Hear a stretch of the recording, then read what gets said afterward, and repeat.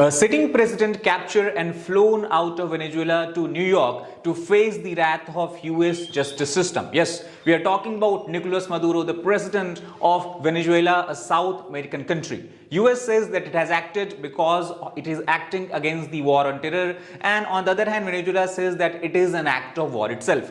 Now, no matter whatever it is, one thing that cannot be denied, that United States has a history of carrying out regime change whenever something threatens its security, whether it is Manuel Noriega from Panama, Saddam Hussein from Iraq, or whether it is the current situation of Nicolas Maduro from Venezuela. So it seems that history repeating itself. Now, in this video, we are going to discuss and decipher what might be the real reason why Donald Trump and US has acted in Venezuela. So first of all, to give you the context that what actually has happened in past couple of days, we know that US was continuously ramping up and building up pressure on the Venezuela by basically carrying out strikes on the boat that seem to have been used for illegal trafficking of drugs or illegal immigrants. Now, in this context, US carried out airstrike in the Caracas. Caracas is the capital city of Venezuela. Maduro, who was in a deep sleep because the attack was carried out in the night, along with his wife, was then captured, and on the Iwo Jima ship, they were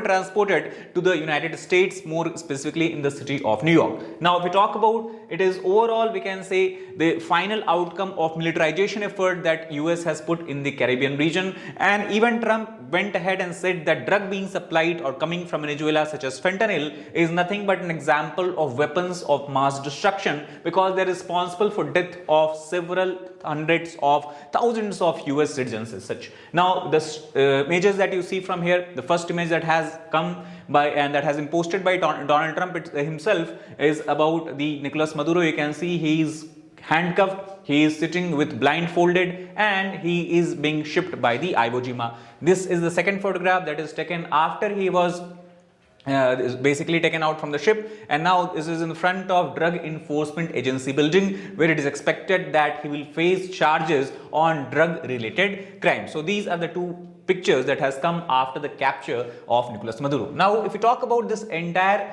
this effort, seems to be war on drugs that Trump has launched during his presidential campaign, and he has talked about it during his presidential campaign, and he launched this campaign after he became the 47th president of US. Now, we talk about this also is a part of the national emergency effort. He has designated the drug crime and war, basically we can say drug related problems, as a national emergency. WMD classification we have discussed, and he has said that it threatens directly the security interest of United States, and it is also linked with the illegal immigration as such. Overall, we have seen after taking charge as the president of United States, Donald Trump has tried to put a leash around many countries, whether it is Canada, Mexico, China, and Venezuela. Apart from that, other South American countries also, whenever it comes about drug as such. Now, the major drug that Trump has said was being exported, or we can say illegally trafficked from Venezuela to US, was fentanyl. Fentanyl is an example of synthetic opioid. Opioid basically refer to any kind of drug that is created from the opium poppy plant. Now, this is also considered as WHO essential medicine because it is used as a pain reliever as well. But apart from that, if you look, fentanyl is deadly because as compared to the normal pain reliever such as morphine, it is 50 to 100 times more effective, and it is because of this there is very high risk of addiction among the people who consume it on a daily basis. Overdose can also prove to be lethal as such. And in the recent times, it was reported by many American newspapers that even normal drugs which is being consumed by individuals, people such as cocaine, heroin, are being laced with fentanyl to make it more effective, and that might be the reason behind higher number of deaths in the recent year. If you look at the data, US opioid epidemic clearly states that in 2021, about 107,000 people died because of drug-related, we can say, overdose of drug or drug-related effects. 75% of these were linked with the opioid. Fentanyl is an example of this. Out of this also, it is believed that fentanyl is responsible for more than 60% of drug related deaths in the United States of America, as per the CDC data as such. And thus, US has designated it as a kind of public health crisis because of the drug. Mortality wise, leading overdose causes we have discussed, rate seems to have escalated in the recent year, and especially between 2016 to 2021, a significant spike can be clearly observed here. It is believed by the doctors and medical experts that even 2 milligram of dose can prove to be fatal if it is consumed by the people as such, and also because of the high risk of counterfeit pills being sold in the American market, that also has led to higher lethality. Now, because of this situation, we have seen Trump changing his policy as compared to the earlier regimes such as Joe Biden. Biden's administration were more focused on providing Medicare, providing a fund to fight this menace of drug, and also provide opportunities for people to go and join in de-addiction center. On the other hand, Trump has cut the Medicaid basically that was provided to the drug user and drug abuser. The program that was rolled by the Biden administration about de-addiction, it has been rolled back by the President Trump, and also harm reduction. Basically, he says that such kind of programs do not reduce harm, rather it encourages individual to participate in drug consumption in higher number as such. So all these executive orders were passed under Trump's administration to roll back all the Biden's programs, and he has taken a more of a punitive approach. For example, we have seen in the early days of presidency, he even threatened and put additional tariff on several countries because he stated that these countries are directly responsible for the trafficking of fentanyl and illegal immigrants across the US border. These countries were Canada, US, and he also put punitive barrier and punitive tariff on China as well. China obviously has taken this into consideration, and China then stated that they will put fentanyl related substances in the drug control substances list, so the export of these substances would become difficult. Now see, interesting thing is, if you talk about China, it is believed that no matter where fentanyl is being created, wherever fentanyl is being synthesized, it is believed that the highest amount of the raw material is coming from China. So it does not matter whether it is being created in Mexico, Venezuela, Colombia or all. We can say China to a large extent is responsible for supplying of raw material. This is something that Trump also conveyed, the message that was conveyed by Trump by putting additional tariff barrier. Also, he has linked it to the immigration, illegal immigration. However, all these executive we can say actions and tariff barriers he has launched against these countries are currently challenged in the American court. So what court's decision would be, we have to wait, watch and see. Now coming back to the topic of Venezuela, we have discussed that Trump has stated the reason why he has carried out the change of regime and has arrested Maduro, because Maduro was running a narco trafficking ring through which he was generating revenue, and that has resulted in the death of thousands and thousands of American citizens. But many experts argue that the Venezuela, if you talk about it, has played a minor drug role as far as the trafficking of drug in the US is concerned. It is largely carried out across the Mexican border. Most of the Venezuelan drug trafficking gangs, we can say, are focused upon the European market, where we have seen a sudden surge in the consumption of fentanyl. So Venezuela and Venezuelan, we can say, organizations are largely focused on the European market. America have a very small share, US we can say has very small share of Venezuelan drug trafficking as such. Overall, Venezuela also is not basically creating or synthesizing drug. It is believed to be acting as a transit corridor from other countries.